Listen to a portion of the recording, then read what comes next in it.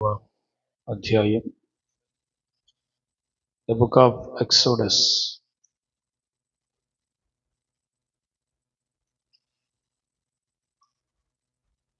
28వ అధ్యాయం 28 36వ వాక్యం చదువుకుందాం.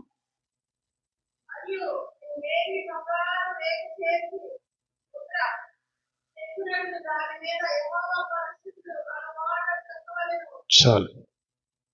ఈ వాక్యం ద్వారా దేవుడు మనందరితో మాట్లాడినట్లుగా స్తోత్ర చెల్లిద్దాం. అందరూ నాతో మాట్లాడయ్యా. స్తోత్ర స్తోత్ర స్తోత్ర స్తోత్ర.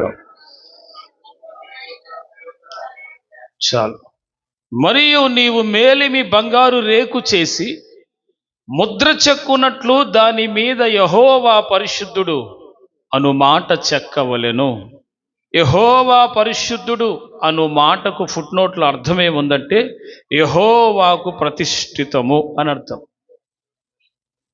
యెహోవాకు ప్రతిష్ఠితము అనగా దేవునికి ప్రతిష్ఠించబడుట అని అర్థం. ప్రతిష్ఠించబడుట అనే మాటకు వచ్చేసరికి చాలామంది సేవకులకు మాత్రమే అది ఉద్దేశించిందని ఆపాదించబడిందని అనుకుంటారు. కానీ వాస్తవానికి అది దేవుని సంఘం అంతటికి కూడా అది వర్తిస్తుంది అని నా భావన. హల్లెలూయా. శ్రద్ధగా లేఖనాలన్నీ వాక్యంతో శ్రద్ధగా ఆలకించండి. ఈ ఉపదేశ క్రమం ద్వారా మీకు ఒక విషయం అర్థమవుద్ది. వాక్యం అయిపోయేసరికి ఏంటంటే మనము దేవునికి ప్రతిష్ఠించబడిన వారమే అయితే మనము ఖచ్చితంగా ఎలా ఉండాలి అనేది కొన్ని విషయాలు మీకు అర్థమవుతాయి. ఏం చెయ్యాలో కూడా దేవుని వాక్యం మనకు తెలియజేస్తూ ఉంది. Okay, right. దేవుని యొక్క మందిరములో ప్రధాన యాజకుడు అని ఒక ఆయన ఉన్నాడు. ఆయన అహరోనుని దేవుడు నియమించాడు ప్రధాన యాజకుడుగా. దేవుని మందిరములో ఉన్న దైవ సేవ అంతా కూడా, క్రమం అంతా కూడా, ఆ క్రమాలన్నీ కూడా ఏమేమి సేవకి చేయాల్సిన ఉన్నవో, దేవునికి చేయాల్సిన ఉన్నవో అవన్నీ కూడా మోషే చేత అభిషేకించబడినటువంటి అహరోను అనబడినటువంటి వ్యక్తి ఉన్నాడు. అతడు మోషేకి అన్న. చెప్పండి, ఎవరికి?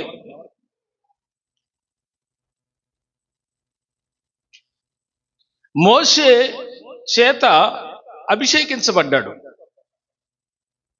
అయితే ఆయన ప్రత్యక్ష గుడారములో దేవుని సేవ చేయటానికి నియమించబడ్డాడు దేవుని చేత. హల్లెలూయా.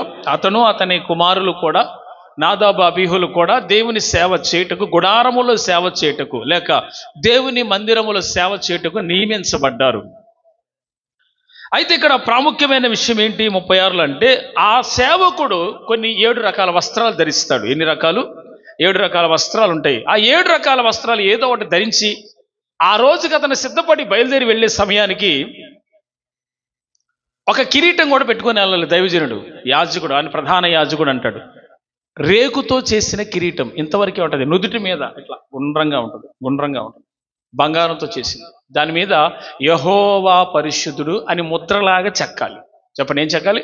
ముద్రలాగా యెహోవా పరిశుద్ధుడు అని చెక్కాలి. అది ఇక్కడ కిరీటంగా పెట్టుకోవాలి. ఎవరు? ప్రధాన యాజకుడు. 1 పేతురు పత్రిక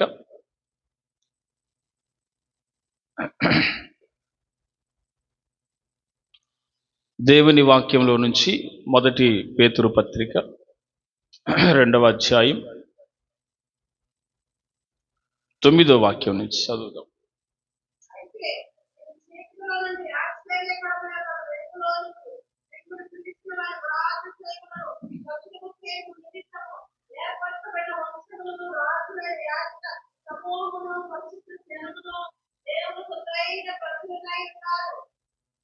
ఆమేన్. హల్లెలూయా.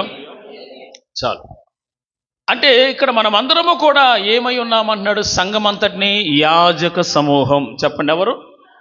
పాత నిబంధనలో దేవుని ప్రత్యక్ష గుడారములోకి వెళ్ళి సేవ చేయగలిగినటువంటి అర్హత లేవీయులకు ఇచ్చాడు దేవుడు. అదే కొత్త నిబంధనకు వచ్చేసరికి సంఘ సమూహం అంతా కూడా, సార్వత్రిక సంఘం అంతా కూడా యాజకులే. అంటే యెహోవాకు ప్రతిష్ఠించబడిన వారే, అనగా దేవునిని సేవించువారు. ఆమేన్. మరి యెహోవాకు ప్రతిష్ఠించబడినటువంటి దైవజనం ఎవరైతే ఉన్నారో వాళ్ళు ఏం చేయాలి? ఒకటి, ప్రార్థనే సేవగా చేయాలి. చెప్పండి, ఏం చేయాలి? ప్రార్థనే సేవ. హల్లెలూయా. రెండు, స్తుతి ఆరాధన చేయాలి. చెప్పండి, ఏంటి?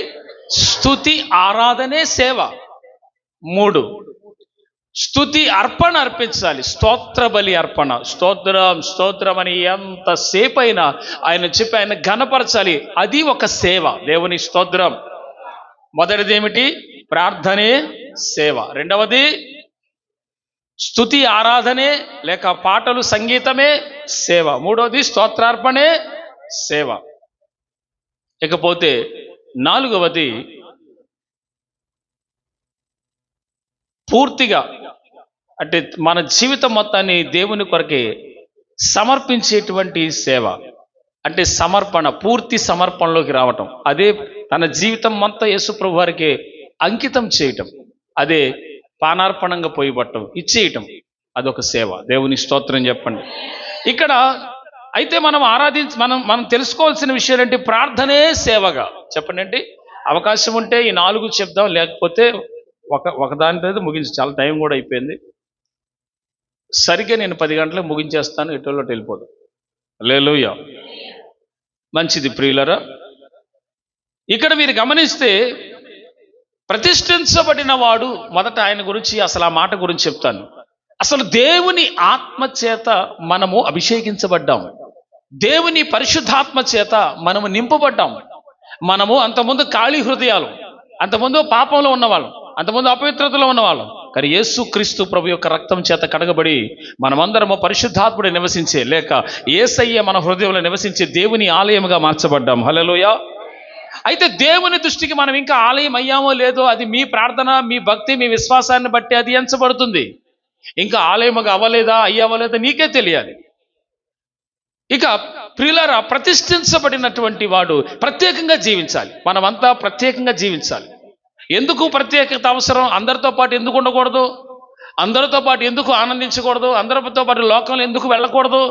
దేవుడు ఆది నుంచి తాను ఏర్పరచుకున్న వారిని ప్రత్యేకపరిచాడు. సపోజ్ ఎగ్జాంపుల్గా పాత నిబంధన గ్రంథకాలంలో చూసినట్లయితే, పాత నిబంధన గ్రంథకాలంలో అబ్రహామును గారు దేవుడు పిలుచుకున్నప్పుడు అతని యందు సున్నతి అనే ఒక ఆచారాన్ని తీసుకొచ్చాడు. ఆచారము అన్నాను, క్షమించండి. ఆచారము కాదు, ఒక పద్ధతి లేక ఒక నియమం. హల్లెలూయా.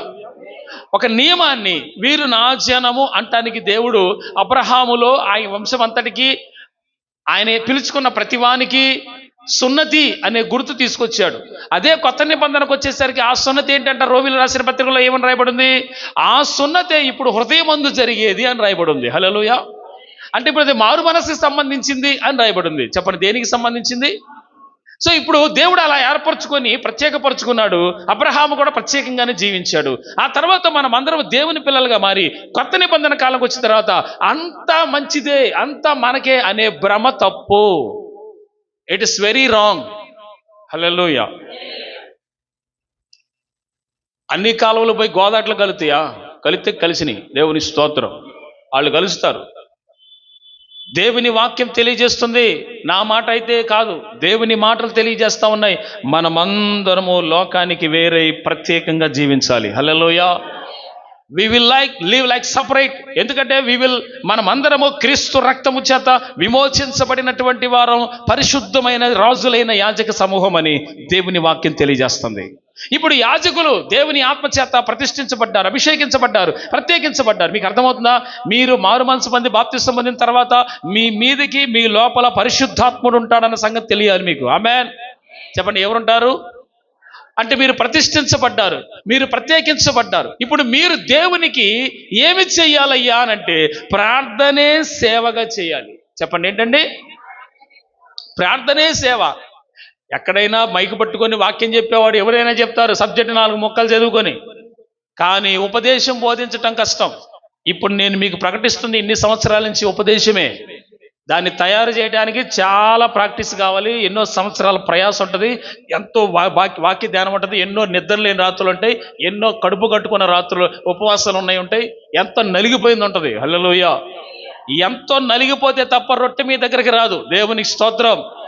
సో ఇదంతా దేవుని మహిమ కోసం. చెప్పండి, ఎవరి మహిమ కోసం? మనమందరం ఉపయోగపడేది దేవుని కోసమే. ఆమేన్. Okay, right. ఇప్పుడు మనం అర్థం చేసుకోవాల్సింది ఏంటి? ప్రార్థనే సేవగా. చెప్పండి, ఏం చేయాలి?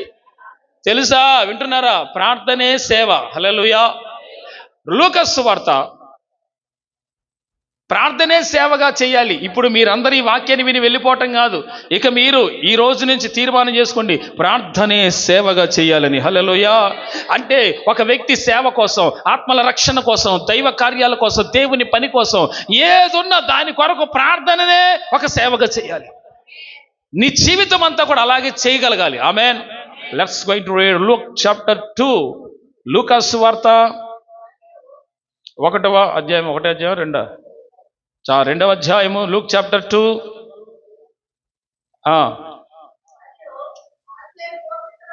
ఆ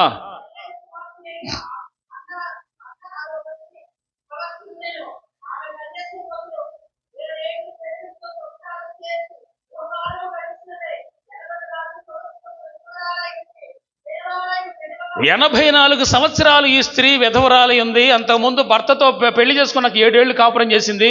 మొత్తానికి అంతకుముందు ఒక 20 ఏళ్ళు వచ్చి నాకు పెళ్లి చేసుకుంది అనుకుందాం. మొత్తానికి ఏదేమైనా ఒక 110 సంవత్సరాలు జీవించిన వ్యక్తి. హల్లెలూయా. ఈవిడ 84 సంవత్సరాల విధవరాలుగా ఉంది. ఆమె దేవాలయాన్ని విడువక ఏం చేసిందంట? ఉపవాసములతోనూ రేయింబగుళ్ళు సేవ. ఏంటి? ప్రార్థనే సేవ. హల్లెలూయా. చెప్పండి, ఏంటంటే ప్రార్థనే. నేను ఉపవాసం ఉన్నాను సేవ కోసం, ప్రార్థన చేశాను ఆత్మల రక్షణ కోసం. హల్లెలూయా. నీ జీవితము చూడండి, మనమేదో ఆశించి దేవుడిని అడగటంలో తప్పు లేదు, దేవుడు చేస్తాడు. కానీ అసలు మొట్టమొదట ఎగ్జాంపుల్గా చెప్పాలంటే ఎక్సలెంట్ కమిట్మెంట్, ఒక అద్భుతమైన సమర్పణ ఏంటంటే ప్రార్థనే సేవగా చేయటం. అంటే ఏది ఆశించదు. ఇక దేవుని పనే ముఖ్యం, దేవుని సన్నిధే ముఖ్యం, ఆయన కార్యాలయం ముఖ్యం, ఆయన సేవ ముఖ్యం, ఆత్మల రక్షణే ముఖ్యం, సువార్తే ముఖ్యం. ఇక ఇదే పని.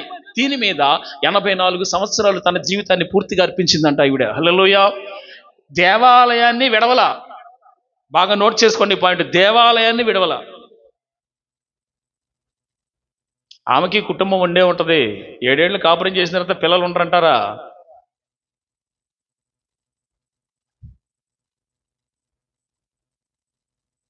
ఒక్క మాట గమనించండి, మనందరము చాలా బిజీగా ఉన్నాం, కానీ మీ బిజీ కాస్త తగ్గించుకొని లోకంలో మీకు ఏదైనా బిజీ ఉంటే చూసుకోండి. కానీ అసలు దేవునికి మనం ఇవ్వాల్సిన ఆ ప్రార్థన, ఆయన రాజ్యం కొరకు మనం చేయాల్సింది చేయాలి. హల్లెలూయా.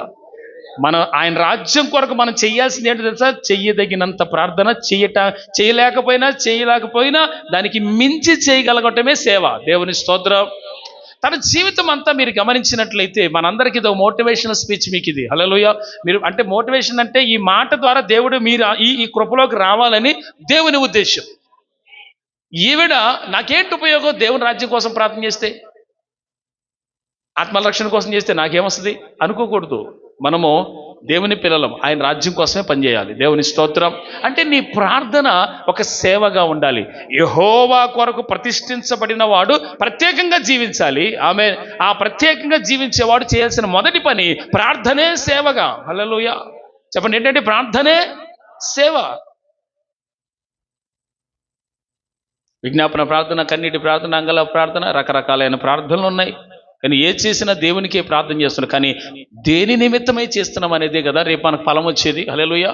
దేని నిమిత్తమై చేసి దేవుని చేత మెప్పు పొంది ఏ ఫలం పొందుతున్నామనే కదా రేపు పరలోకంలో మనం ఆశపడి ఎదురు చూసేది అదే కదా. ప్రార్థనే సేవగా దేవుని కొరకు తన జీవితం మొత్తాన్ని సమర్పించింది అన్న అనబడిన ఒక స్త్రీ. హల్లెలూయా.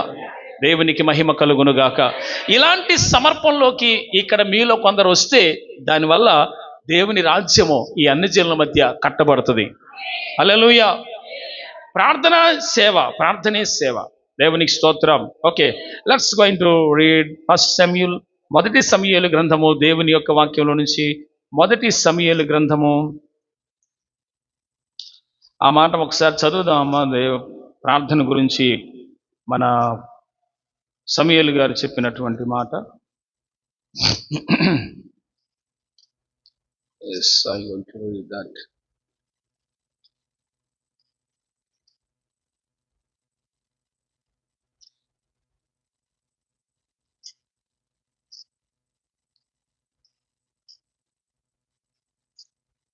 పరిశుద్ధ గ్రంథములో నుంచి సమూయేలు గ్రంథం,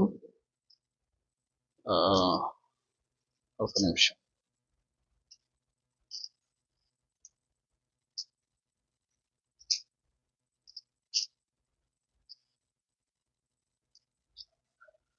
చాప్టర్ 12 వర్స్ చూడమ్మా. 23 కదా, 23, 12-23 వాక్యం.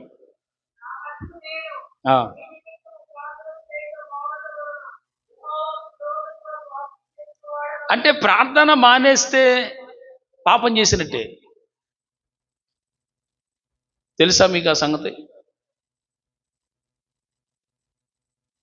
అది నియామక కోటాలైనా అది ఏదైనా కావచ్చు. మనం ప్రార్థన మానేస్తే దేవుని దృష్టికి పాపము చేసిన వారమగుదుమని వాక్యంలో ఉంది. ఇక్కడ సమూయేలు గారు ఇశ్రాయేలు ప్రజల గురించి మాట్లాడుతూ, దేవునికి నేను ప్రార్థన చేయటం నా మట్టుకు నేను చేయకుండా మానేస్తే యెహోవా దృష్టికి నేను పాపం చేసిన వాడినగుదును అంటే, ఈ లెక్కలో మీరు ఎన్నిసార్లు మానేసి ఉంటారు ప్రార్థన? ఎన్నిసార్లు ప్రార్థించకుండా పడుకొని ఉంటారు? అంటే దేవుని సన్నిధికి సమీపించకుండా ఉంటే అది పాపమే కదా, పాపం కాదా? వాక్యం ఏం చెప్తుంది? అది ఇశ్రాయేలీయులకు చెప్పిందా? మనకు కూడా చెప్పిందా? మనకు కూడా చెప్పింది. వాక్యం అంటే అందరికీ కదా. ఆమె కాబట్టి ప్రార్థనే సేవగా చేయాల్సి ఉంటే ప్రార్థనే మానేస్తే ఏమిటి ఈ భక్తుల సంగతి? పరమ భక్తులు హల్లెలూయా.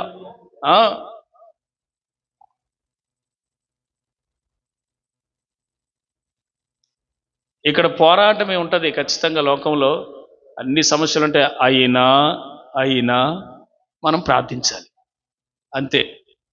పోరాటాలు ఉంటాయి, సమస్యలు ఉంటాయి, బాధలు ఉంటాయి, అయినా ప్రార్థించాలి. బాధలను గుర్తు తెచ్చుకొని ప్రార్థన చేయకుండా పడుకోవటం ఏంటండి అసలు? ఇది ఎక్కడ కూడా చాలా మంది ఇలాగే చేస్తారు. బాధలను గుర్తు తెచ్చుకొని కనీసం స్తోత్రం కూడా చెప్పకుండా బెడ్డెక్కి పడుకునే మహాతల్లులు మహానుభావులు ఈ లోకంలో ఉన్నారు, ఈ సంఘంలో కూడా ఉన్నారు. అది చెప్పటానికి ఎంతో బాధగా ఉంది నాకు, అయినా తప్పక చెప్తున్నా. హల్లెలూయా. వాస్తవం అది. ప్రార్థనే సేవగా యెహోవాకు ప్రతిష్ఠించబడిన వాడు చెయ్యాలి. ఆమేన్. ప్రార్థన చేస్తే ఏమైందో తెలుసా? లోపల నీ హృదయాన్ని దేవుడు ఉప్పిస్తాడు, బలహీనతలు తొలగిస్తాడు. అంతేకాదు నిన్ను పరిశుద్ధంగా ఉండేలా చేస్తాడు. నీ ప్రార్థన వింటాడు, నీ పిల్లలందరికీ క్షేమం కలుగు చేస్తాడు. ఇది వాస్తవమే, ఇది దైవిక సత్యమే, నిజమే. నువ్వు ఆ కోణంలోనే కాకుండా దేవుని సేవ కోసము కూడా అన్న అనబడిన ఈ సహోదరి అంటి సమర్పణ మనకు రావాలి. ఆమేన్. హల్లెలూయా. అందుకే మీరు మీ కుటుంబం కోసం ఎంత ఆసక్తిగా చేసుకుంటారో దైవ కార్యాల కోసం, దేవుని సేవ కోసం కూడా అది మీరు భుజముల మీద మోసేవారు అవ్వాలి. దేవునికి మహిమ కలుగును గాక. వాస్తవానికి మన బుధవారం పూట చెప్పబడిన వాక్యం అదే, గుర్తుందో లేదో మరి. భుజముల మీద మోయదగిన సేవ. హల్లెలూయా. రైట్. ఇక్కడ మనం ఆలోచిస్తే సమూయేలు గారు చెప్తున్నాడు ఏమనంటే, అది నాకు దూరం అగును గాక అన్నాడు. ఏ దూరం అవ్వాలి? పాపం నాకు రాకుండా ఉండాలంటే, పాపం నాకు దూరంగా ఉండాలంటే ప్రార్థన ఖచ్చితంగా చేస్తాను. మీరు ఎలాగన్నా ఉండండి బాబు, మీరు ఏమన్నా చేయండి బాబు, మీరు చర్చికి రాకపోయినా, సహవాసానికి వచ్చినా రాకపోయినా, గుడారం దగ్గరకు వచ్చినా రాకపోయినా, నా మట్టుకు నేను ప్రార్థన చేయటం మాత్రం ఆపను అంటున్నాడు. ఎవరు? సమూయేలు. ఆమేన్. అది నాకు దూరం అగును గాక. ప్రార్థనే సేవగా చేయాల్సిన కాలం ఇది. ఎందుకంటే రాకడ సమయం, రాకడ గడియలు. హల్లెలూయా, హల్లెలూయా. ఇప్పుడు జరుగుతున్న ప్రతిదాన్ని కూడా ఒకవేళ మీకు అన్ని వివరించాలంటే చాలా సమయం పడుతుంది. కానీ నేను దాని గురించి లోకంలో జరుగుతున్న వాటి కోసం నేను పోదలుచుకోలేదు. ముందు మిమ్మల్ని బలపరచడం ముఖ్యం. దేవుని స్తోత్రం కలుగును గాక. లోకం మీదకి ఎప్పుడో ఉపద్రవాలు స్టార్ట్ అయిపోయాయి, ప్రవచనాలన్నీ నెరవేర్పు జరుగుతూ ఉన్నాయి. ఆయన రాకడ మాత్రము అంత్యకాల సమయంలో ఉన్నాం. ఆ రాకడ గడియలు మొదలయ్యాయి. దేవుని స్తోత్రం కలుగును గాక. హల్లెలూయా. ప్రార్థనే సేవగా యెహోవాకు ప్రతిష్ఠించబడిన వాడు చెయ్యాలి. నువ్వు ప్రతిష్ఠించబడ్డావంటే దాని అర్థం ఏంటి? నువ్వు ప్రత్యేకంగా ఉన్నావంటే లోకానికి వేరే అంటే నిందలు వస్తాయి, అవమానాలు వస్తాయి. నువ్వేందరూ ఎట్లా ఉంటున్నావు? అందరూ ఎలా ఉంటున్నారు? క్రైస్తవులంతా ఎలా ఉంటున్నారు? నువ్వు ఒక్కడమే పెద్ద సమర్పణలో పోతున్నావా? హల్లెలూయా. అలా మాట్లాడతారు. కానీ వాళ్ళు ఎన్ని మాట్లాడినా మీరు అవన్నీ లక్ష్య పెట్టకూడదు. మీ గురి యేసయ్య వైపు ఉండాలి. ఆయన వాక్యం వైపు ఉండాలి. ఆయన ఏం చెప్పాడో అది చేయాలి. దేవుని స్తోత్రం చెప్పండి. ఎందుకంటే మనం ఆరాధిస్తున్న దేవుడు సాదా సీదన మూలన ఒక చెట్టుకు ఒక పుట్టకు వచ్చినటువంటి దేవుడు కాదు. కాసిన కాయలాంటి వాడు కాదు. వీటన్నిటిని కలుగు చేసిన దేవుడు ఆయన. హల్లెలూయా. వీటన్నిటిని సృష్టించినటువంటి క్రియేటర్, సృష్టికర్తని మనం ఆరాధిస్తున్నాము. నిజమైన దేవుణ్ణి కలిగి ఉన్నాం. హల్లెలూయా.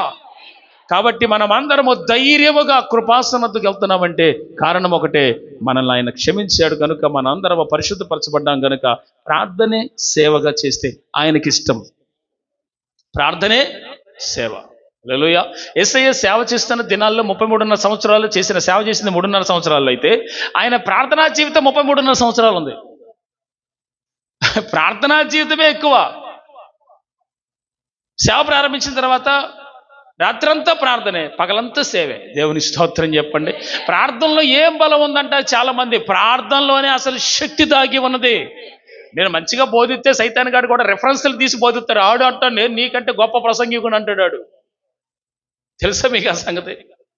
నేను అద్భుతంగా పాడి, మీరైనా అద్భుతంగా పాడి అసలు వైద్యాలు పెట్టేసితే ఓరే బాబు నేను అసలు పరలోకంలో లూసిఫర్, నేను అసలు సర్క సంగీతం అంతా నాదేరా అంటాడు. నేను ఇలా వాయిస్తే అసలు సకల కోట్ల వీణలు పలుకుతాయి అంటాడు ఆయన. ఆడికేం భయం? మరి వాడు ఏంది అంటే మనం ఎంత చేసినా వాడు అన్ని మనకంటే డబల్ చేయగలడు. మనం సాక్ష్యాలు చెప్తే వాడు 100 చెబుతాడు,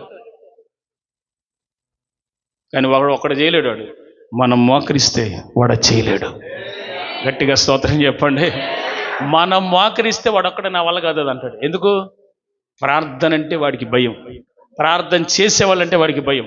దేవునికి మహిమ కలుగునుగాక. మొన్న ఒక సంఘటన జరిగింది. మా గొప్ప కోసం చెప్పట్లా, దేవునికి ఒక మంచి సాక్ష్యంగా ఉంటుందని ఆయన ఘనత కోసం చెప్తున్నాం. చెప్పాగా ఒక సహోదరికి దయ్యం పడితే వెళ్ళామని. అదే మేము గదిలోకి వెళ్తుందటే, నేను ఇంకో సేవకులు వెళ్ళాం. గదిలోకి వెళ్తుందటే మమ్మల్ని చూసి ఒక్కసారి బాబా అని భయపడింది, కేకలేసింది.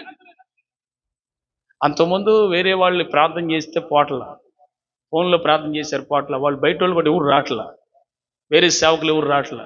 నేను ఇంకో దైవజనుడి పోయాం. వదలట్లేదు అసలు వాళ్ళని. మేము పోయి నిలబడేసరికి కేకలేసి బారిపోయింది. ఎందుకు? మమ్మల్ని బట్టి కాదు, ప్రార్థనా శక్తి, ప్రేయర్. నువ్వు అనుకుంటావు నీకెంత ఇప్పుడు నువ్వు ప్రార్థన చేస్తే నీకు రేపే కాయ రాదండి. నువ్వు ఎత్తనే అతను వెంటనే వస్తున్నావు, వరి మాట్లాడమే రాదు. ఓపికతో ఉండాల. చేస్తూ పోతేనే పవర్ పనిచేస్తుంది. చేస్తూ వెళ్ళాలి. కొన్ని దినాలు చేస్తూ వెళ్ళాలి. చేస్తూ వెళ్తే ఆ పవర్ నీ మీద, నీ కుటుంబం మీద అదృశ్యంగా పనిచేస్తుంది. విషయం చెప్పనా? నువ్వు ఇక్కడ ప్రార్థన చేస్తావంటే ఎక్కడో అపాయం తప్పుద్ది. నీ ఇంటి వాళ్ళకో ఎవరికో తప్పిస్తాడు ఆయన, కాపాడతాడు ఆయన, కనికరిస్తాడు ఆయన. ఎందుకంటే ఇక్కడ చేస్తున్న ప్రార్థనకి అంత పవర్ ఉంటుంది. దేవునికి మహిమ కలుగును గాక. ఈ సంగతి తెలుసుకున్న వాళ్ళు రుచి చూసి ఎరిగితే మీ యెహోవా ఉత్తముడని పాట పాడతాం కదా మనం. అసలు ప్రార్థనలో మజా ఏంటో తెలుసుకుంటే వాడు ఆ సన్నిధి వదిలిపెట్టాడు అసలు ముందు. హల్లెలూయా. నీకు సకలం తెలుసు, కానీ ఆ రుచి ఎరగల. అది మెయిన్ అసలు. దేవుని స్తోత్రం చెప్పండి. ఆయనతో ఇష్టపడి ఆయన దగ్గర మోకరించిపోయినా, కూర్చొనైనా, బైబిల్ చదువుకొని సోఫాలోనైనా, కుర్చీలోనైనా, ఆ స్టూల్ మీద ఎట్లయితే నువ్వు మోకరించలేకపోతే సంగతి చెప్తున్నా. అసలు ఇష్టం ఉంటే యేసు ప్రభు ఆ గ్రంథం చదువుతుంటేనే ఆత్మలో పరవశం వచ్చేస్తుంది కదా. దేవుని స్తోత్రం చెప్పండి. నీ ప్రార్థన కంచె వంటిది. హల్లెలూయా.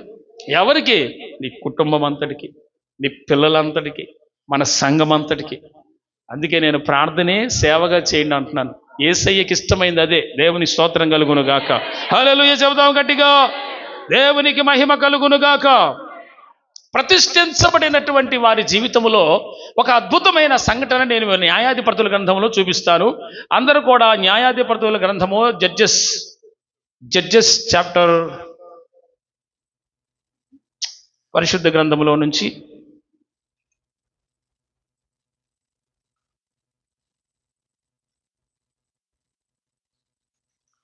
న్యాయాధిపతుల గ్రంథం, ద బుక్ ఆఫ్ జడ్జెస్ చూడండి.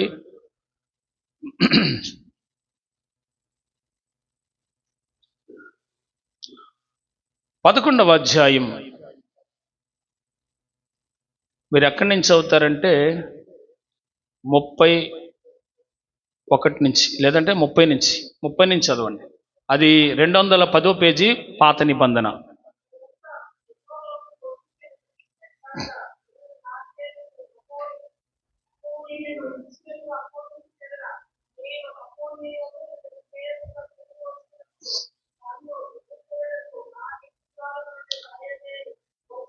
నా ఎదురుకి వచ్చున్నదేదో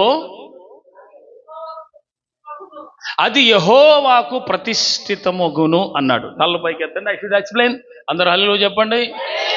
యెఫ్తా అనబడిన ఒక గొప్ప దేవుని కొరకు నిలబడిన ఒక రక్షకుడు ఇతను. రక్షకుడు అంటే ఇశ్రాయేలుని రక్షించుటకు ఆ రోజుల రక్షకుల్ని పుట్టించాడు. ఈ రక్షకుడు వేరు, యేసు ప్రభు. ఈ రక్షకుడు వేరు, ఆ రక్షకులు వేరు. హల్లెలూయా. ఈ రక్షకుడు కన్య మరియకు జన్మించిన వాడు, పరమ నుండి దిగి వచ్చిన వాడు, వాక్యమై ఉన్న దేవుడు. భూమి మీద ఇశ్రాయేలుని రక్షించుటకు దేవుడు పుట్టించిన రక్షకులు మామూలుగా భార్యాభర్తలకు పుట్టినటువంటి వారు. హల్లెలూయా. ఇప్పుడు నేను ప్రకటించే మాట ఏంటంటే, యెఫ్తా అనబడిన ఒక మంచి దేవుని యొక్క రక్షకుడు, దేవుడు ఏర్పరిచిన రక్షకుడు. ఎవరి కొరకు? ఇశ్రాయేలీయుల కొరకు, వారి క్షేమం కొరకు. అయితే యెహోవా ఆత్మ యెఫ్తా మీదకి దిగిరాగా అతడు అమ్మోనీలను మెయోనీలను హతము చేశాడు, శత్రువును హతం చేశాడు. శత్రువును హతము చేసే శక్తి ఎవరిచ్చారు? దేవుని ఆత్మ. అంటే ఇతడు యెహోవాకు ప్రతిష్ఠించబడిన అనుభవం, లేకపోతే ఆత్మచేత నింపబడే అనుభవం ఉంది. అంటే శత్రువును జయించాలంటే ఆత్మ నింపుదల కావాలి. హల్లెలూయా. ఇప్పుడు నీ ఎదుడికి తిండి రావచ్చు, బలహీనమైన రావచ్చు, ప్రసాదాలు రావచ్చు, అపవిత్రమైన రావచ్చు, లేకపోతే నీ ఎదుడికి ఏదైనా రావచ్చు గాక. ప్రార్థన చేసుకొని తింటే ఏం కాదైనా దొంగ బోధలు చేస్తున్నారు, యూట్యూబ్లో పిచ్చి బోధలన్నీ చేస్తున్నారు, సైతాన్ బోధలన్నీ చేస్తున్నారు. తప్పవన్నీ. తినకూడదని వాక్యం చెప్తుంది, తినకూడదని. సరే, అది పక్కన పెడితే, నువ్వు జయించాలి అని అంటే అపవాది సంబంధమైనది ఏదైనా, అది పాపం కావచ్చు, ఏదైనా కావచ్చు, అది నువ్వు జయించాలి అంటే నీకు ఆత్మాభిషేకం కావాలి. ఆమేన్ చెప్పండి. ఏం కావాలి? ఆత్మాభిషేకం, నింపుదల కావాలి. స్పిరిట్ ఫీల్డ్ అంటే ఆత్మచేత నింపబడాలి. ఆమేన్. అప్పుడు నువ్వేమవుతావు తెలుసా? ప్రతిష్ఠించబడ్డావు కనుక ఆత్మ నీకు చెప్తాడు, నువ్వు ఇలా ఉండు, నువ్వు ఇలా ఉండు, ఇలా నడువు, ఇలా ప్రార్థన చేసుకో, ఇది చేయబాకు, అది తినబాకు, జాగ్రత్తగా ఉండని చెప్తాడు. ఆమేన్. ఆయన ఆత్మలో నుంచి నీకు బోధిస్తాడు. ఆమేన్.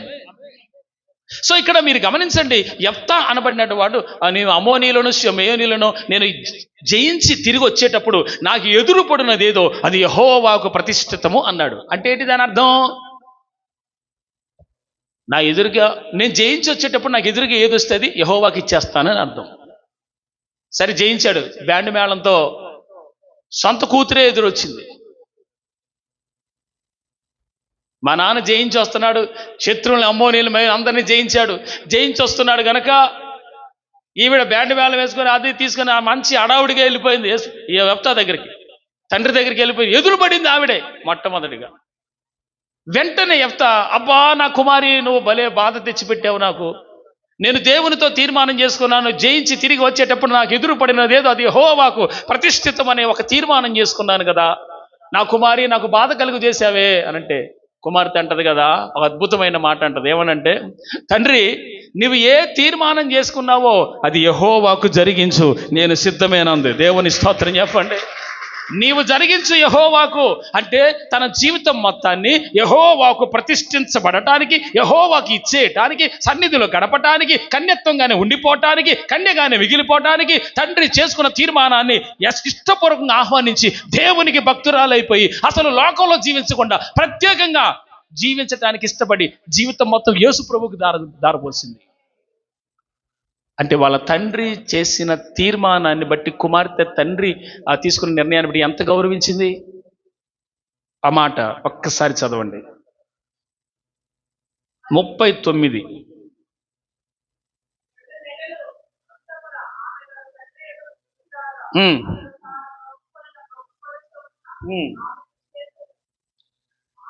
ఒకవేళ తప్పిపోయేటట్టయితే, ఇది కూతురు మీదకి వచ్చింది కాబట్టి తండ్రి ఏం చేయాలి? అసలు కూతురికి పెళ్లి చేసి ఓ పాప పుడితే ఎత్తుకొని ఉన్న 4 ఎకరాలు ఆస్తే ఆమెకు రాసేస్తే ఓ పని అయిపోద్ది అనుకుంటారు ఎవరైనా. మరి తండ్రి ఏం చేయాలి? ప్రతిష్ఠించుకొని మొక్కుకున్నాడుగా, ఏం చేయాలి మరి? ఆ మొక్కుకున్నది తీసేసుకోవచ్చా? వద్దనుకోవచ్చా? వెనక్కి తీసుకోవచ్చా? ఎందుకని? అది మొక్కుకుంది ఎవరికి? దేవునికి. ద్వితీయోపదేశకాండం 21, ద బుక్ ఆఫ్ డిటోనామీ 23:21. 23:21 మొక్కుబడి గురించి చెప్తున్నాను ఒక మాట. నువ్వు దేవుడికి మొక్కుకున్నావు అనుకో ఏదైనా, దాన్ని చెల్లించుటకు లేటు చేస్తే, తడవు చేసిన ఎడల అక్కడ ఉంది. తడవు అంటే లేటు. మొక్కుబడి చేసుకొని, ఇప్పుడు యెఫ్తా ప్రతిష్ఠించాడు కదా కూతుర్ని, మొక్కుకున్నాడు కదా, మొక్కుకున్న దానికి సడన్గా ఎదురొచ్చింది ఎవరు? కూతురు. ఇప్పుడు దాన్ని వెనక్కి తీసుకోగలడా? ఒకవేళ తీసుకోవాలని వస్తే తీసుకోకూడదు కదా. ఆ వాక్యం చూపిస్తున్నాను ఇక్కడ, చదవండి. నీ దేవుడైన యెహోవాకు మొక్కుకున్న తర్వాత ఆ మొక్కుబడిని చెల్లించుటకు తడవు చేయకూడదు. నీ దేవుడైన యెహోవా తప్పక నీ వలన దాన్ని రాబట్టుకొనును, అది నీకు పాపమగును. వాము, వాక్యం ఎంత కరెక్ట్గా తెలియజేస్తుందండి. నువ్వు మొక్కుకున్నావండి దేవుడికి ఏదో ఇద్దామని, విన్నారా? చాలామంది అలా మొక్కుకుంటారుగా, నాకు ఇట్ట జరిగితే అట్ట అటు జరిగితే ఎంత అని. ఏదో ఇది ఒక హైందవ సాంప్రదాయం టైప్ అన్నమాట భక్తి. సరే ఏదో ఒకటి చేయండిలే, కానీ ఇక్కడ వాక్యం ఏముంది? ఒకవేళ మొక్కుకుంటే ఆ మొక్కుబడి అంట లేట్ చేయకూడదంట. చెప్పండి, ఏం చేయకూడదు? లేట్ చేయకుండా దాన్ని వెంటనే చెల్లించాలంట. ఇప్పుడు యెఫ్తా ఏం చేయాలి? మాట్లాడలేదు మీరు ఎవరు? ఎందుకు సైలెంట్ అయ్యారు మీరు ఇక్కడ?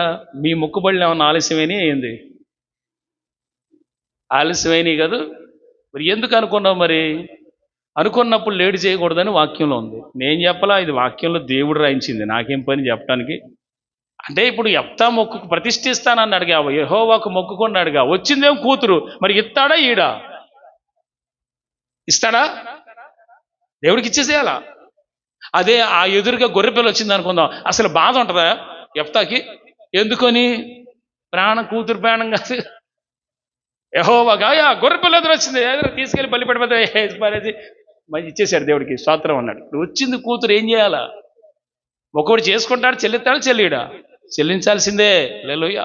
తడవు చెయ్యకూడదంట. ఒకవేళ మనం ఏదైనా మొక్కుబడి చేసుకున్నాం అనుకోండి, దాన్ని చెల్లించడానికి లేట్ అయిపోయింది అనుకోండి, దేవుడు అంట దాన్నంట ఆయన ఎట్టయినా రాబట్టుకుంటాడంట. దాన్ని నాకు మొక్కుబడి చేసుకొని నువ్వు వాళ్ళు లేట్ చేస్తావని ఆయన రాబట్టుకుంటాడంట. ఇప్పుడు మనం ఇస్తే ఆశీర్వాదం, చెల్లిస్తే ఆయన లాక్కుంటే శాపం అంట. మీకు అర్థమైందా? ఆయన లాక్కుంటే, మొక్కుకున్నావు కాబట్టి నువ్వు ఇవ్వటానికి లేట్ అయిపోయింది, ఆయనైతే అస్సలు ఊరుకోడంట, ఆయనైతే లాగేసుకుంటాడంట. అలా లాక్కున్నాడంటే మాత్రం దేవుడు, అది నీకు శాపం, మనకి శాపం అవుద్దంట అది. ఇప్పుడు చెప్పండి, యెఫ్తా మొక్కుకొని చెల్లించాలా లేదా? ప్రతిష్ఠించబడాలి అన్నప్పుడు ఆ ప్రతిష్ఠించబడిన అనుభవం ఏంటో తెలుసుకోవాలి ఫస్ట్. అదేంటంటే యెహోవాకు ప్రతిష్ఠితము అంటే దేవుని కొరకే బతకటం, ఇక లోకంతో సంబంధం లేదు. ఈ యెఫ్తా స్త్రీ, యెఫ్తా యొక్క కుమార్తె రిస్పా ఏం చేసిందో తెలుసా? తండ్రి చెప్పినట్టుగానే అప్పగించుకొని తన జీవితం మొత్తాన్ని యెహోవాకు అప్పగించేసి కొండల మీద గడిపేసింది. అంటే అసలు లోకంలో సంబంధం లేదు ఇక అమ్మాయి. తన జీవిత కాలం అంతా తండ్రికి అప్పగించేసి జీవితాన్నే ప్రభువుకి అప్పగించేసింది. తండ్రి మాట విని, తండ్రి చేసుకున్న మొక్కుబడిని గౌరవించి, ఆ తీర్మానాన్ని తీసుకొని జీవితం మొత్తాన్ని ప్రభు కొరకు అప్పగించింది. ఎట్లాంటి సమర్పణ సార్ అసలు అది! ఎంత మంచి సమర్పణ సార్ అసలు! ప్రతిష్ఠించబడిన వాడు ఇలాంటి తీర్మానంలో ఉండాల. అంటే వెను తిరగరాదు. దేవుని స్తోత్రం చెప్పండి. నువ్వు ప్రత్యేకించబడిన వ్యక్తివి, నీ మీదకి దేవుని ఆత్మాభిషేకం ఉంది. ఆమేన్. ఓకే, ఇక్కడ మనము మరి ఒక మాట చూద్దాం పరిశుద్ధ గ్రంథంలో నుంచి.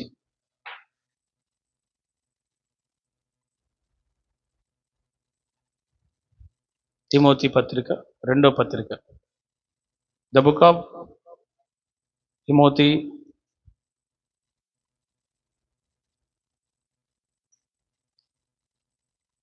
దేవుని వాక్యంలో నుంచి 2వ తిమోతి అంటే లాస్ట్కి వచ్చేయండి చెప్తా. ప్రతిష్ఠించబడిన వాడు దేని మీద ఆశ ఉండాలి? 4వ అధ్యాయము 8వ వాక్యం.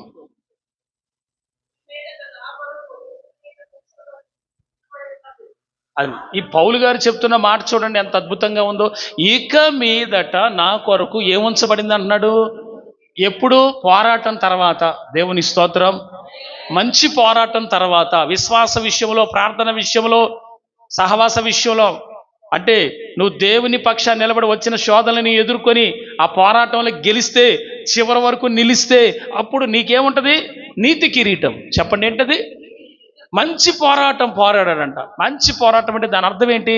విశ్వాస సంబంధంగా, ప్రార్థన సంబంధంగా, సేవ సంబంధంగా, తాను వ్యక్తిగతంగా, శరీర సంబంధంగా అన్ని రకాల పోరాటాల్లో సాధించి విజయం పొందాడు. సేవ చేసి ఆటంకాలు చాలా వచ్చాయి. పౌలు గారు చెప్పిన మాట, నేను ఇక మీదట నా కొరకు నీతి కిరీటం ఉంచబడింది. ఎవరు సార్? ప్రతిష్ఠించబడిన వాడు, ప్రత్యేకించబడిన వాడు దేవుని కొరకు కష్టపడితే నీతి కిరీటం పైన ఉంటుంది. దేవుని కొరకు స్తోత్రం చెప్పండి అందరూ.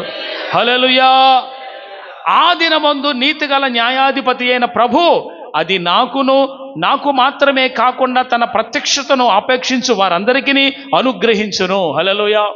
అంటే నీతి కిరీటము ఆపేక్షించాలి, నీతి కిరీటాన్ని కోరుకోవాలి. అలాంటప్పుడు బిహైండ్ ఏముండాలి? దాని వెనక పోరాటంలో జయం, విశ్వాస పోరాటంలో విజయం. హల్లెలూయా. పరిశుద్ధత కొరకు ఆరాటం. హల్లెలూయా. చూడండి, పరిశుద్ధతలో కూడా పోరాటం ఉంటుంది. ఊరికినే అపవిత్రమైపోవటం ఎంతసేపు అండి? పవిత్రంగా ఉండటం కష్టం. కానీ దేవుని స్తోత్రం. కనుక ప్రియులారా, మీరంతా గమనించండి. ప్రాముఖ్యమైన విషయం ఏంటంటే, ప్రతిష్ఠించబడిన వాడు, ప్రత్యేకంగా ఉన్నవాడు దేవుని రాజ్యం కొరకు ప్రార్థన చేయాలి, ప్రార్థనే సేవగా చేయాలి. రెండవది ఏంటంటే, నీతి కిరీటము కొరకు ప్రయాసపడాలి. దేని కొరకు? నీతి కిరీటము కొరకు ప్రయాసపడాలి. దేవునికే మహిమ కలుగునుగాక. అయితే మరి ఈ విశ్వాస యాత్రలో ఎన్నో రకాలైనటువంటి టెంప్టేషన్స్ వస్తాయి. టెంప్టేషన్స్ అంటే ఇది చేయకూడదంటే ఏమైద్దిలే అన్నట్టుగా భయంతోనే ఆ పాపం చేసేవాడు ఉన్నాడు, భయంతోనే చెడ్డ చేసేవాళ్ళు ఉన్నారు, భయంతోనే అపవిత్రమైన చేసేవాళ్ళు ఉన్నారు. అయితే దేవుడు అంటే మళ్ళీ భయమే. దేవుని స్తోత్రం. ఇలాంటి వాళ్ళు కూడా ఉన్నారు. హల్లెలూయా. దేవుడు అంటే భయమే, కానీ బలహీనతలు లొగ్గిపోతారు. నేనేమంటానంటే, ఒక్కసారి నువ్వు పాపం చేసిన, ఒకసారి బలహీనతలో పడిపోయినా, ఏ వ్యసనం నువ్వు కలిగి ఉన్నా, నువ్వు అపవిత్రమైన కార్యాలు చేస్తున్నట్టే. నీ దేహము దేవుని వలన నీకు అనుగ్రహించబడి నీలో ఉన్న పరిశుద్ధాత్మకు ఆలయం ఉన్నదని నీకు ఎరుగవా అన్నాడు లేఖనంలో. అంటే మన దేహం అంట పరిశుద్ధాత్ముడు నివసించే ఆలయం అంట. This is the temple of God. ఇందులో సకల దుర్మార్గత, దుష్టత్వం, అపవిత్రత అన్ని తోసిపారేసి ఏమవుతాం? మనం పరిశుద్ధులం అవుతామా? Let's go into it. తీతుకు రాసిన పత్రిక 1వ అధ్యాయము. ఈ అపవిత్రమైన వాళ్ళ సంగతి చూద్దాం ఒకసారి. 15. ప్రతిష్ఠించబడిన వాడు పవిత్రంగా ఉండాలి. మూడో విషయం, ప్రతిష్ఠించబడిన వాడు పవిత్రంగా ఉండాలి. మనమందరము కూడా మనం ప్రభువునందు ఏమయ్యాం? దేవుని ఆత్మచేత ముద్రించబడ్డాం, పరిశుద్ధాత్మతో నింపబడ్డాం, ప్రత్యేకంగా జీవిస్తున్నాం. అవునా? ఇప్పుడు మనం ఏం చేయాలి? ప్రార్థనే సేవగా చేయాలి. రెండవది నీతి కిరీటం కోసం పోరాడాలి. మూడవది పరిశుద్ధత కలిగి ఉండాలి. చదువుదాం. ఇప్పుడు పవిత్రుడు అయితే నువ్వు, నీకు అన్నీ పవిత్రంగానే ఉంటాయి.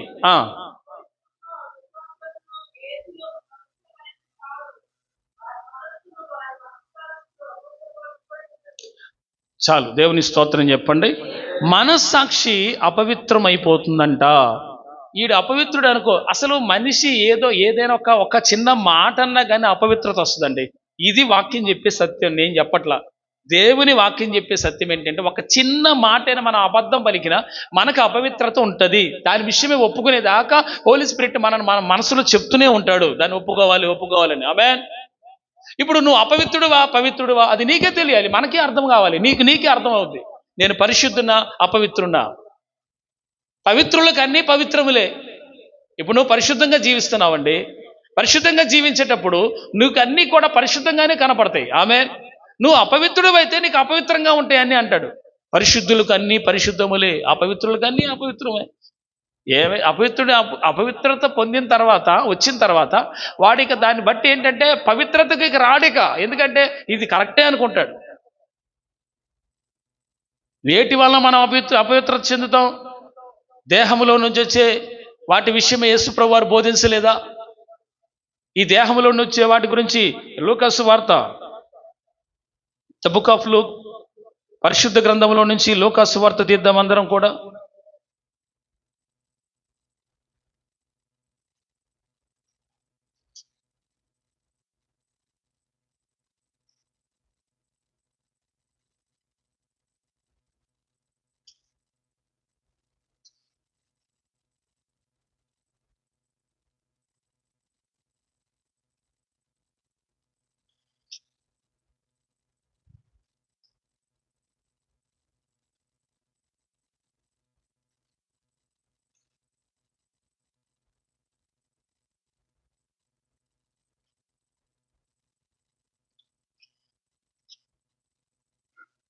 ఒక నిమిషం అండి.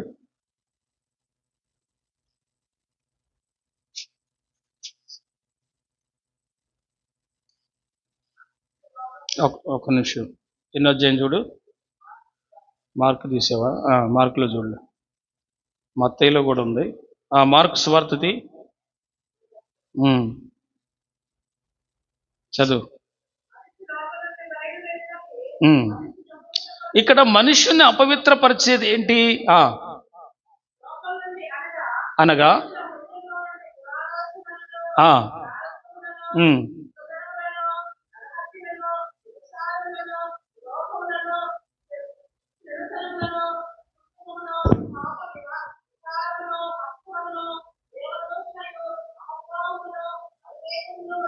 వామ్మో, హల్లెలూయా.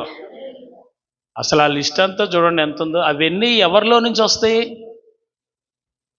ఎవరిలో నుంచి వస్తాయి చెప్పండి అమ్మా, వింటున్నారా? ఎవరిలో నుంచి వస్తాయి? మనుషుల్లో నుంచి వస్తాయి. ఇప్పుడు చదివినట్లు ఏదైనా ఉందా మీ హృదయంలో? చూసుకొని పరీక్ష చేసుకుందాం. అందరం చేసుకోవాలి, నేనే కాదు, మా అందరం పరీక్ష చేసుకోవాలి. మళ్ళొక్కసారి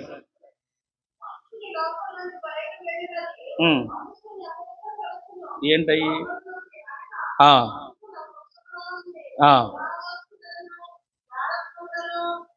దురాలోచన, జారత్వము, దొంగతనము. దురాలోచనలో అంటే ఏ ఆలోచన అంటే ఇది ఆలోచించరానివి, ఆలోచించకూడనివి. ఒక వ్యక్తి మీద కావచ్చు, ఒక స్త్రీ మీద కావచ్చు, ఒక పురుషుడి మీద కావచ్చు, ఒక యవనస్తురాల మీద కావచ్చు, వచ్చే వాక్యానికి విరుద్ధమైన ఆలోచనలు, ఊహించడానికి కూడా అలాంటి ఆలోచనలు రాకూడదు. అంటే ఆ దురాలోచనల వల్ల ఏమవుతావు? అపవిత్రం అవుతావు. ఇది నేను చెప్పట్ల, వాక్యం చెప్తుంది. కాబట్టి మనం దురాలోచనలు రాకుండా కంట్రోల్ చేయగలగాలి. అది కూడా చేసుకోవచ్చు పరిశుద్ధాత్మ ద్వారా. ఆమేన్. ఓకే, సెకండ్ థింగ్, రెండోది జారత్వం. చూడండి, లోకంలో చాలామంది ఆలోచనల ద్వారా కూడా జారత్వం చేస్తారు. ఈ జారత్వం బయటికి వెళ్ళిన తర్వాత స్త్రీ పురుషులు లేకపోతే వాళ్ళకి జరిగేది, ఇది లోకంలో జరిగేది అదే కదా. చాలామంది ఇలాంటి పరిస్థితుల్లో నివసిస్తున్న వాళ్ళు ఉన్నారు. అయితే దేవుని పిల్లలైన మనము అలాంటి ఆలోచన కూడా మనకి రాకూడదు. ఇది వాక్యం చెప్తున్న సత్యం. మూడో విషయం, ఇది లోకంలో దొంగతనం చేసేవాళ్ళు కూడా ఇది ఉండలేదు. నేను ఒకసారికి పోయా, చర్చి ఓపెనింగ్ పోతే మా నాన్నగారి చెప్పులు దోసుకుపోయి, ఎవరు తీసుకుపోయాడో తెలియదు. చర్చి ఓపెనింగ్ పోతే చెప్పులు పోయింది. చెప్పుకోవడానికి సిగ్గు చేయటం అసలు. దేవుని స్తోత్రం, హల్లెలూయా.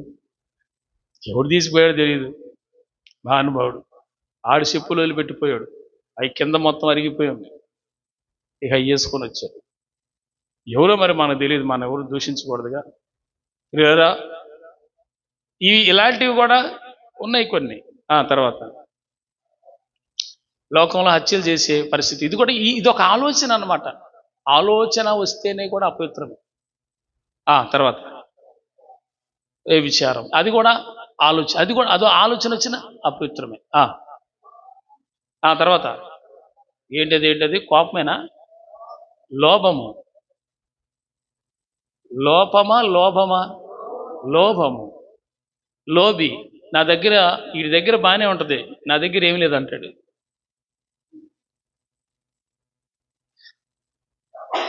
మీరు అలా ఉన్నారేమో ఒకవేళ. అది కూడా అపవిత్రత అంట, లోపం నుంచే బయటకు వద్దంట. మరి ఇవాళ ఎవరు చెప్తారు సార్? ఉన్నాయి ఎంతో, నేను బ్యాంక్ అకౌంట్ తెరిచి చెబుతావు నువ్వు, ఇదిగో నా దగ్గర ఎంతోనే, ఎవరు చెప్పడు కదా. లోభి, ఇసినారోడు అనమాట. లోభత్వం నీలో నుంచి బయటికి రాకూడదు. ఒకవేళ నీ దగ్గర ఉన్నా లేకపోతే నువ్వు నా దేవుడు ఉన్నాడండి, సమృద్ధిగా ఆయన ఎత్తాడు, ఆయనే చూసుకుంటాడు, ఆ మాట పలుకు చాలు. నీ అకౌంట్ నెంబర్ ఇచ్చి చెక్ చేసి అకౌంట్లో చూసుకొని ఓపెన్ చేసి చూపిన అవసరం, దేవుని స్తోత్రం. చూపిన అవసరం లేదు సార్. లోబి ఆయా సందర్భాల్లో కనపడుతుంటారు మనకి లోబులు, వీడు చేయడు. తర్వాత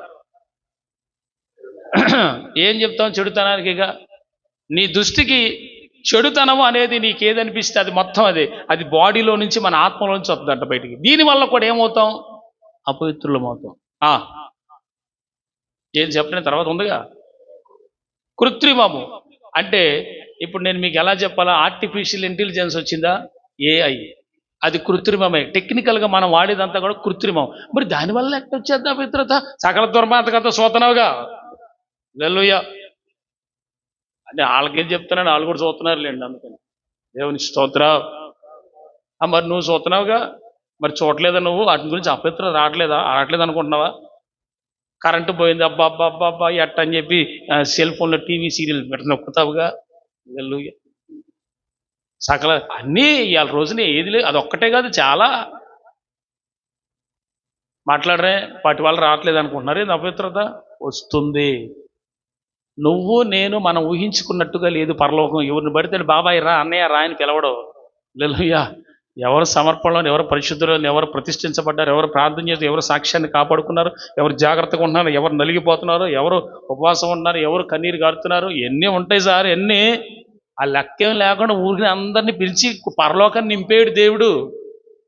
పరలోక రాజ్యం అందరికీ ఇచ్చేస్తానని చెప్పలేదు ఆయన, కొంతమందికి అన్నాడు. ఇరుకు మార్గమున ప్రవేశించుటకు మీరు పోరాడుడి, అందులో ప్రవేశించేవారు కొందరే అన్నాడు కదా. ఆ కొందరే కోట్ల మంది ఉన్నారని ప్రకటన గ్రంథము 7వ అధ్యాయం 9 నుంచి చదివితే ఆ కోట్ల మంది ఎవరు అక్కడ లిస్ట్ ఉంది. దేవుని స్తోత్రం చెప్పండి.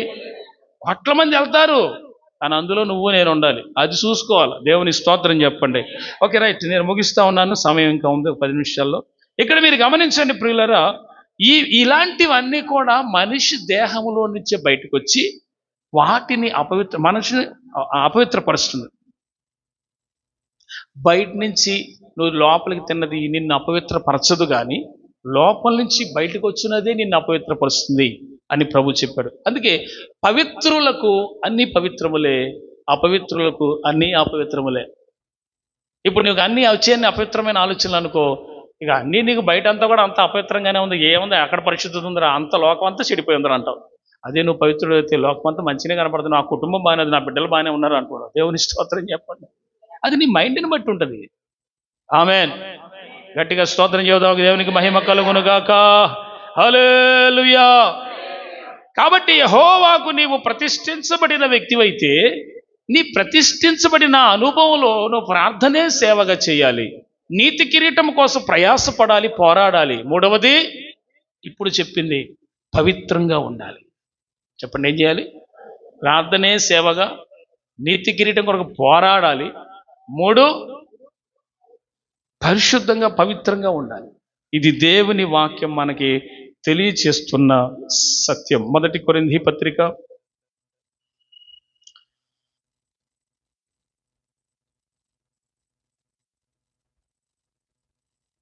'దేవుని రాజ్యంలోకి ఎవరు రారు' అక్కడ రాయబడి ఉంది. చూద్దాం. 6వ అధ్యాయం 9 నుంచి.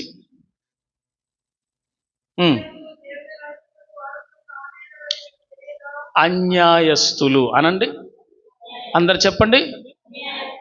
అంటే అవతల వాడికి అన్యాయం చేసినోడు, లేదా అన్యాయపు తీర్పులు తీర్చినోడు, వాళ్ళు ఎవరైనా కావచ్చు, కాదు వీళ్ళు దేవుని రాజ్యానికి రారు. ఇది వాక్యం చెప్తున్న సత్యం. ఓకేనా? ఒకవేళ నువ్వెవరికైనా అన్యాయం చేసేవేమో అది జాగ్రత్త చేసుకొని దాన్ని తిరిగి మరలా న్యాయం చేయి, పరలోకానికి వస్తావు. దేవుని స్తోత్రం. వాక్యం సార్, ఇది ఈ వాక్యంలో ఆయనే రాయించాడు కనుక ఆ పరలోకానికి వెళ్ళిన తర్వాత కూడా ఈ వాక్యాన్ని మీరే ఆయన ఏం చేయడు కదా. తర్వాత జారులు, విగ్రహారాధికులైనను, వ్యభిచారులైనను, ఆడంగితనవారు కలిగి అంటే నపుంసకులైనను, పురుష సంయోగులైనను, దొంగలైనను, లోభులైనను, త్రాగుబోతులైనను, దోషకులైనను, దోచుకునేవారైనను దేవుని రాజ్యమునకు వారసులు కానేరరు. రారు. ఈ రానోళ్ళు ఎవరో క్లియర్గా చెప్పాడు దేవుడు. వీళ్ళు మార్చుకుంటే వస్తారు. దేవుని స్తోత్రం చెప్పండి. ఈ లిస్టులో చెప్పిన వాళ్ళు వాళ్ళు మార్చుకుంటే వస్తారు. మారకపోతే రారు. మారాలి. ఆమేన్ చెప్పండి అందరూ ఆమేన్. కనుక ఇలాంటి వాళ్ళ గురించి కూడా మనం తెలుసుకోవాలి. ఎందుకంటే ప్రియులారా, మనము పొరపాటును కూడా అలాంటివి మనలో నుంచి రాకుండా మనం పరిశుద్ధంగా మనల్ని మనం కాపాడుకోవాలి. దేవుని స్తోత్రం చెప్పండి. ప్రార్థన చేసుకుందాం. అందరం తల్ల ఉంచి కళ్ళు మూసుకొని ఏకీవిద్దాం. ప్రార్థనే సేవగా ఈరోజు నుంచి నువ్వు చేయగలగాలి. యెహోవాకు నీవు ప్రతిష్ఠించబడిన వ్యక్తివి. యెహోవాకు నువ్వు ప్రతిష్ఠించబడిన వ్యక్తివి.